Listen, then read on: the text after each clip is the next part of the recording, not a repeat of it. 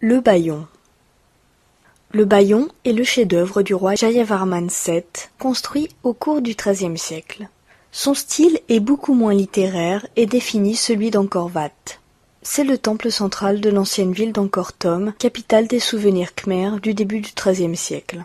Le temple est placé dans une enceinte de 150 mètres de côté. L'enceinte, délimitant seulement l'espace du temple, est constituée d'une galerie à double portique ouvert sur l'extérieur.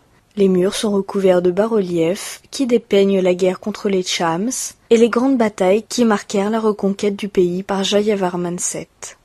Ils décrivent aux visiteurs les combats d'éléphants et de fantassins, les longues pirogues de guerre à proue de bronze des Chams, mais aussi les événements de la vie quotidienne, comme des scènes de marché, des soldats pariant sur des combats de coqs, des scènes de chasse ou de pêche.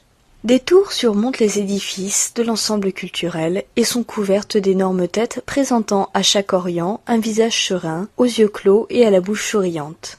Il signifie la bienveillance et la protection du dieu, s'étendant à tout l'univers, mais aussi le pouvoir et l'ubiquité du roi. Ces visages représentaient celui de Jayavarman VII en tant que dieu souverain de la religion bouddhique. Le complexe comprend en tout 54 tours, portant au total 216 visages, posant leur regard bienveillant sur le visiteur. La tour centrale du Bayon est un temple montagne haut de 42 mètres, composé d'un sanctuaire central circulaire autour duquel viennent s'articuler 8 chapelles rayonnantes.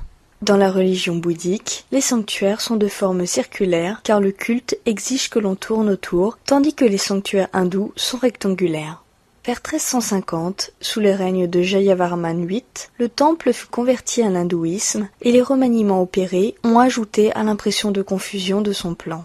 Depuis 1992, le Bayon est inscrit au patrimoine mondial de l'UNESCO.